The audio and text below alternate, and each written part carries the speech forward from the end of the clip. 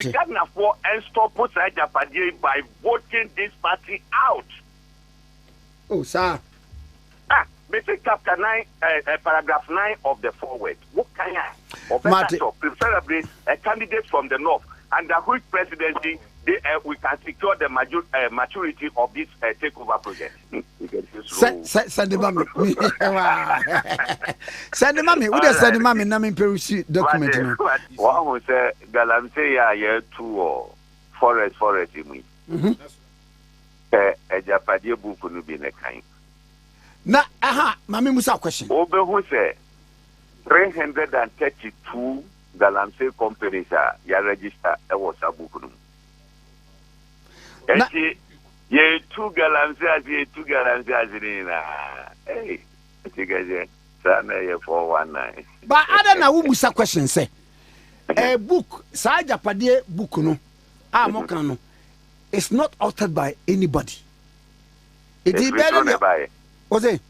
If it's run by but I said, you use an assassin. no, she gets if it's run by there be a free but as a young Bible, Troy, and I'm a Troy. I didn't have an organ. It's me, the dynamic. One who grow why I know you and Pamariada. There be, but maybe dear, may can say at least, you know, as you won't say book, no, if free ha. Nah, I'm talking about the authenticity. When you're being guided, and then I told you to open who you own. Now, only the idea maybe Sasano. What he said, DM of Foriata and then the co-writers should make sure someone review. Now, what can them say? Baby, and I know Okyehene Kasau was a sad, you know, not for penny fee. What am I? Men to associate. The one Ghana, I'm Yanja da Padiato, Nachi, Unana Becamba Abu. Then Agyapade Jama Bushia Kopi Twabi, Agyapade, and you are there defending it. Oh, there be oh, question a me Busamira.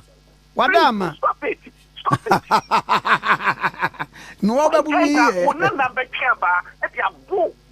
And I know almost my work. I said, almost black. Also, yes, and I know almost my work. I said, one more bragger. I'm saying, one more near true, but I tell you, the demon.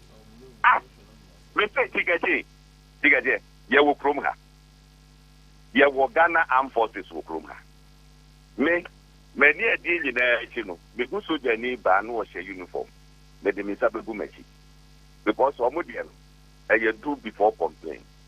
Would you go any baba who's not there? You are changing when you move star now, come on. Now, a soldier for intimate coquayum. Within 5 minutes, find a better quiet movie. I think the only thing is on the fly or helicopter across road. We are starting spray quiet move. Quiet mood, yes, so be a now. So be a now. Your mouth, I permit is a quiet moon over.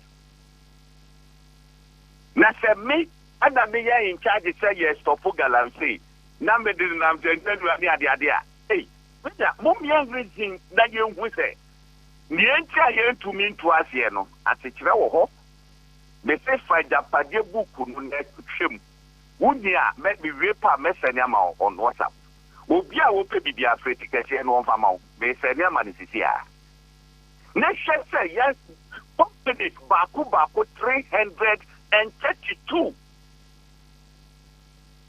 You 2 Galamsey, near this Kanama, Abuja Babo. Yep, penny. Where you got any Galamsey Ben, Hobsony. Galamsey Ben year 2. Okyehene, ya this can come Abusian Bay. The famous Agyapade na mount. Letting kind. Mate. Now, pa, what the ene, I think in a kind of family. Mate.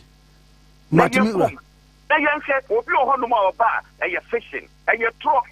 Maybe copy here, Victor, 2019. 2019, I know more cafe. 2024, a 24 war NPP move, and price on be take over from a Kukwado. Now, Omumo Modinja to maintain, that Omubama part as 24 no Mujama non-account person, preferably from the north. And then NPP Fabel Priva. Because Pamen Groma. Me wa hopa. NPP Fabel are free. We free Islama mentifi. Hono Emamu. What's the honor day? Me say Emamu. I according to number two. Kesa yes say. Echo Bank. Adodo dia bi wo ho. The plan befa so awuram eye through Senate. Na Senate no because of omo majority share that is a holding community no. Director General of Senate ewo board no so. And in the phase 2 of the agenda, yenye Director General na wo ho no, nyemfa deputy na ye friend Kofi Bosompem Osafumafo. Ekwe Director General, no ko tena sa akonya no so. And then we know that one day Director General of Senate. Ono a ya Asafumafo eba. Eti so that the book we fictional. That baby, I'm the one to me you. Man ka say fictional. Miss wo bin san shase. Forward no signature ho euphoriata. Wo betimi atwo na. Obi betimi atwo bibi kura fa bibi hu no de hopes ni akwahye mu.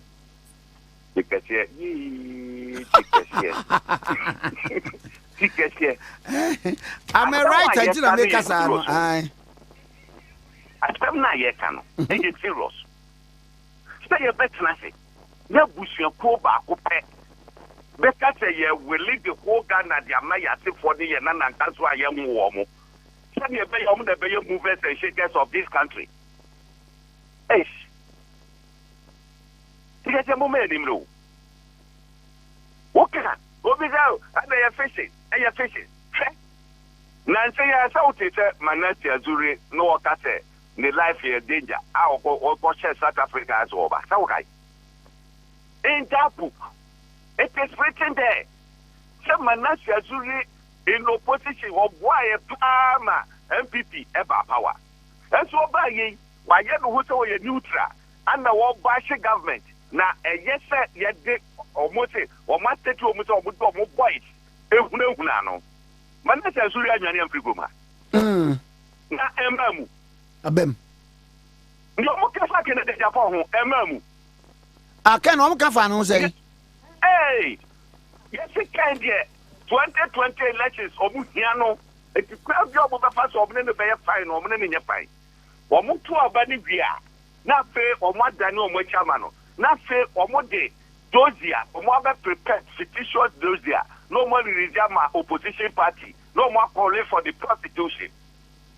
And then we know what I say. Party, MPP party for can confidently mention a name of Mr. Madam, what do you mention? Mention the imbacho. Mention. There was a press conference.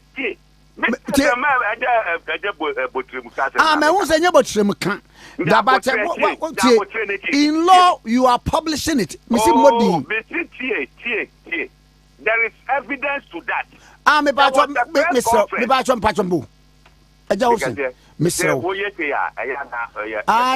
Because you,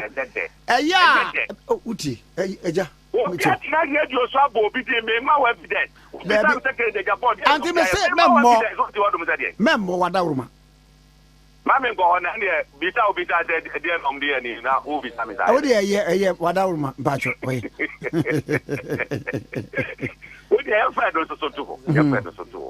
Control of the media. I come here say opposition media for T, especially NDC or most stations young close down. Now, a honor in the book, no almost best score as low to 70% for the work done.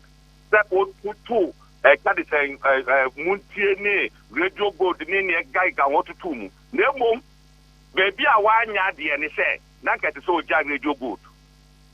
Not what Paddy Omo, no almost a super bit your mock and send your Moyama Ash FM. It's in the document.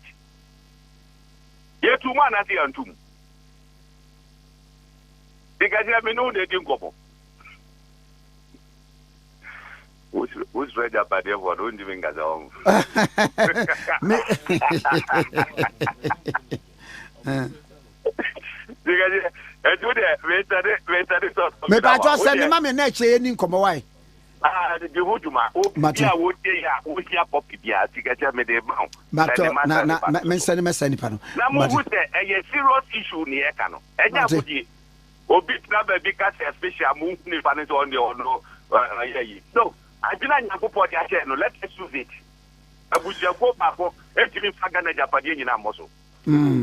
Na said you was soon ni bodua ankan to no ana ponko bodua ankan enka conformation sem da nti no Ghana for and stop put Agyapade by voting this party out. Oh sir. Basic chapter 9 paragraph 9 of the forward. What kind of preferably a candidate from the north under which presidency we can secure the maturity of this takeover project. Send the mommy. Send the mommy. Who does send the mommy? Na me perusi document. That's what I say. Na ya kasem way. Sabre dia. Ya de ya market no. Achi awot achimaya. Sabre dia ni achrefi. Nemra no ye di kan ko pono. Aye ko market defeno kwada eja eko mwa free honum and the department chumai yani chumai for no ebewie we no are facing out the first phase of the campaign na a market tours a market tour no originally yete abawie ewo chumai market and then Yankopadum and then first again. And the free salary queen. A free and at the second phase of the campaign and so a shot here. Honestly, so Yadi Babu Gumusa na a catcher a campaign no a top marine until a zoning country no. I just say Yatiti of Wagumwa, Ukia Yenajuma, Oko underground. Yenye young Conco, a Yibia, they did the enemy at the Kanya Yavia. This is the campaign. Sabri, Yadi, Agyapade3 Yatri. I see. Na mami baby I am Ukobiano, GTP, Great Transformational Agenda, no, and I didn't intimate and answer a message, every jurisdiction be a connery. Your qua and summarize the GTP Edema market or no the purpose and say on say a jadi for any kita of mine a jadi for more na Ghana economy so anything agency and you realize maintain as a budget you more yankofon adumuno or walking in one market for no ever dinta also near the kind in Kitakudie, sorry, and then also in Kitakudie. Yeah, a thought to me, and it's ordinary Ankata the nature of the market na a woman. Study of the year, Yampopon Yanatum, Nasa Ghana for 82 mission is an over president. For Kase or year market na, oh, your contractor now better or now with 200 more. Obetimi akanye edit worker editor because already no odika for what the nature senior tibia tiani ne kagika ho it is a kasi team market now ba na wo to story anu ho je dey agrono o je dey muti so ho dey no eno na etinani so a model of course also wakika in some point of factor economy debate na ani ne kagika ho nti ye wie emu a baby yebe ende no ye PA system ho no address wo mo na numu ana ya no de ko abonten say energy for every because of dollar obi che no kokoto says edike ma GPA wa jampu be eti say ye make sure say ya ye ni energy for no omo especially omo kra nyama edeba no I don't know, or fix it for it no at the amount. Just a 15 point something. Maybe a bind to okay, will be a walker container baby. For the next 6 months, Eddie, I am fancy at the 10 city. and never work it out amount. Eti ubia war planning maybe on for the next 6 months. Ne duty will be saying, there ye be say, and near Kaikam, and no, and the ma or more edgediano etimipo. Na wohu mfasoa ebaso dan enedie okoba utiate adebechi na asesa adebechi na double eni ne kai ka ho ni nyina no eno no emua edwadifo no. Number 2, the Freeport enclave what the buyer eja amamfo area idea no wa boss wa kire that Freeport enclave eba net traffic ebebeti Ghana eno ana wo kate duty on spare parts of the year every honum within 2 years of the government. I just say, Ubi Obeka spare parts about from Mabiano on duty. Let us say, Ama a personal ebo ayefo near every trend say, a bemu ya etimaya maintenance. Commercial drivers in the idea of it a personal board in Chino, then yan the Kakaya Trancombra, Leja, when Yankupon Anyaduma, Wapakushinko for Guakumkumoi. Tete obia bit my maintenance enti oye maintenance na accident ni reduce wa e ma Ghana for etimi ekọ eba yi asumdwe mu e ma omodwade ni ombibia oboye bia no so etimi ekọ niye eti some of these things by of the fatwa inflation be form ni ne kai ka hojina na eja wa bonnet papa no dia kire omo na omo so e dia ni je ade no fel so eje say yane omo eti econom eti yedim se dwomu de nipa bebre ene kodwom omo ton ade no wo ho omo kodwom kokoto ade no so so wo hono eti obi wo hono a obetia no dwom hono ebi a wo nhia no baby fufuro biom ene ade eti this is how niama loko eti yakwa Agyapade3 ne de ye boso na okọ na to do hono okọ radio station ne de ya na pakete na no ejina GTP ni so no okatama bia etenenka ewo kronum honu mansa na ebeye bia no yaye let's anete I see and ya na wachia mi wranso ama me betcha na pa na na wo ka forest bibi visa ozna me ka dey now am na wo ka forest ho jam sama anio Ane na krata yi kura eye Agyapade document yi enura mampani kura tunanum tuo se eye ni detractors ene pese se bi odi guna ban ene onu animu ase ene woni a wo so ye achimfo na uwobi wahwem ofamba chomobi mahwem so na says we should treat it with the content that it deserves, Anna. Oh, I'm not a question, Menchia, Obidia would say, okay, sir. Offer, Sabi, Conphobia Nova action, na what you have say, I am passer, me a Confo, and I am passer, be a Mukasa, you remain a Melia.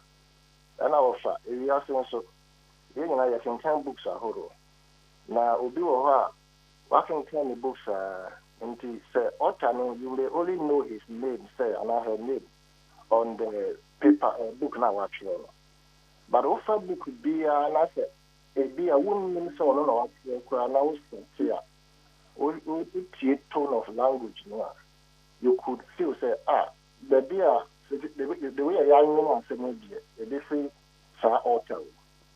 Sir Agyapade document here can say offer.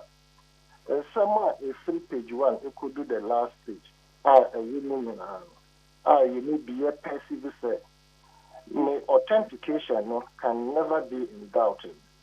You can see the answer million are planning out under the reign of His Excellency Nana Dankwa Kufuor.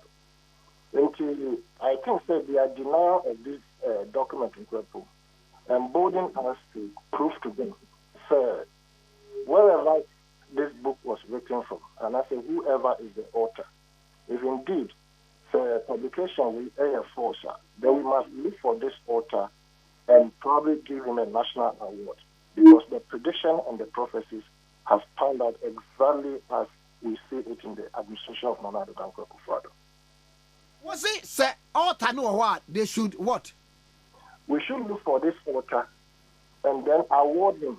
Probably we should give him a national award for predicting and prophesying the happenings under another Danko Kufuor. Me patch me bo. Now we no. You obi na atena baabie a prophesy in a sacred script e wo say we besi ana say nipa bi e na say the president ikan wo mo aye person gu nanim ase bi asem ne asem koshia. It is impossible for anybody who is not part of the family of Nana Danko Kufuor or the group who drew their plan could write a document that purports to, as it will, dictate the pace of governance of Nana Danko Kufuor.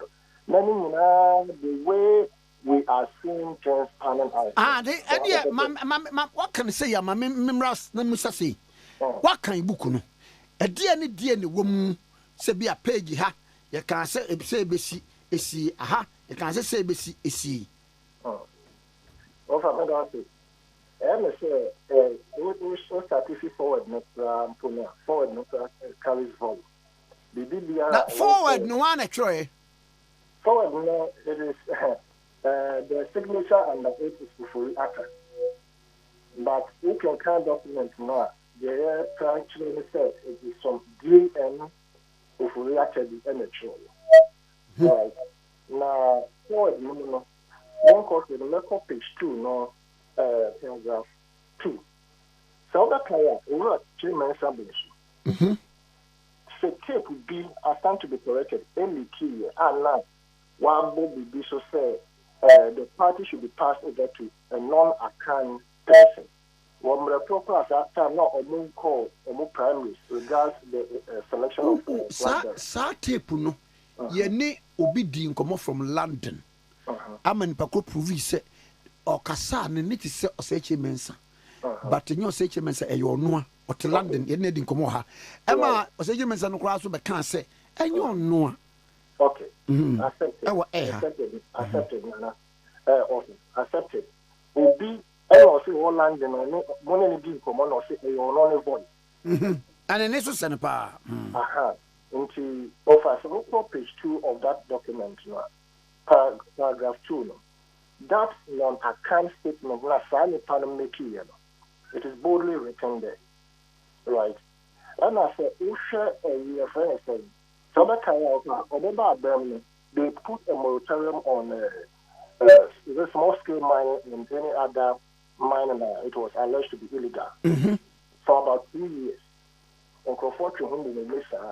This was an arrangement of a ploy to rearrange the system of the line system, the Amma, friend saying, or Mana, or Mining.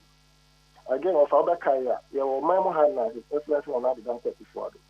I can't say a banner procure 100 gold catches using the taxpayers' monies for those projects because they believed, say, it will be the best way of mining chemicals, so that brass. 500 gold catches as journalists and as the general public, boy, which people were they handed those good catches, and what has been the process of accountability regards the proceeds from the community mining or whoever they gave those gold catches to. We have not looked into that aspect yet. Into offer the banking sector cleanup that happened was another area that has been put out in this particular document. That tells every sane person who reads documents to understand the thing. And I said, to realize it. This document is coming from a source that is leading this country. There's no doubt in my mind about the authenticity of this document. But then, who wrote it has now become the bone of contention because everybody is running away from it. Okay. Then banking sector cleanup or why PBS it is stated on it why they couldn't succeed holistically regard their encompassing or more because the non-action of what it be a meaning and nothing amount of PDS no want to answer in getting that electricity company for themselves. In the same way, no copy for the forward now. I don't say Japan LLC minority shooting it down. They have said that because some information we got carbon too. MSCS so embody minority more that kind of support from the public. When in our document in and I can read the baby mammy severe Kutawadia. The Oko page 3 of more document now. The head of economic and financial sector control or more introduction. Ufi paragraph 1 to last about 4 now. Or I quote, or say, they have difficulties largely due to allow the manufacturing phase 2, which is paragraph 3 and 2. Also, the first phase of the economic and financial sector control was to be implemented in the next first term of office. As we get closer to the end of the first term, we have set the ball rolling regarding the objectives set out in our first document. And it means that this document is a review of their first phase. There have been difficulties, largely due to some pitfalls on our part. For example, the control of the electricity sector could have been handled better had it not been for the greed of some of the non-attained elites we had included as cover. And I will at the next stage also Agyapade3 that was thwarted. Also, again, the way some CSOs obtained vital information easily about the Agyapade project has resulted in them wrong-footing us and emboldened the opposition to jump into the fray. We should, however, find some ingenious ways to overcome the opposition. The way we all perceive the judiciary to have been now composed now. Everything that we perceive to be is panning out. Now, my document on Sakan Brebe. Very early in 2020. Very early in 2020. From source Bain. If I say, I have the information or other something contribution. There was one particular website, www.awakenewsroom.com, right? But my first chance on this document was from one Kokumauli Nanabe. My name is here with GBC TV. We used to do some newspaper review there. And he pictured this document, a portion of it, and I was interested. The document I became there was something wrong somewhere. Because I linked it to the moratorium that was put on the gold, the banking sector cleaning up. And then I realized that everything that was going on from the second tenure of office of His Excellency and Advocate said, this book could be authentic. So that was when I started crusading over this book. All this while, no, won't you be only claim to the document say he or she authored it? Because in the initial stages now, me quoting on the platform that I went on with, I can tell you confidentially, and I said, I mean, without any fear of favor, I said, many of the platforms didn't allow me to read it on their set. Your own house, one particular station was vehement in imposing me from reading it. I've had the cause to almost a near fisticuff with one Biola who happens to be an NPP communicator on which FM. There was going to be a fight in the studio. As time went on, the producers never allowed me to read it. But other networks who allowed me. Maybe based on the premises, say it's not altered by anyone, and maybe they doubt the authenticity. In Tisabia Nipano or Makwama could read here. na nipa no take you on na yeah exactly no be material for company principles etc.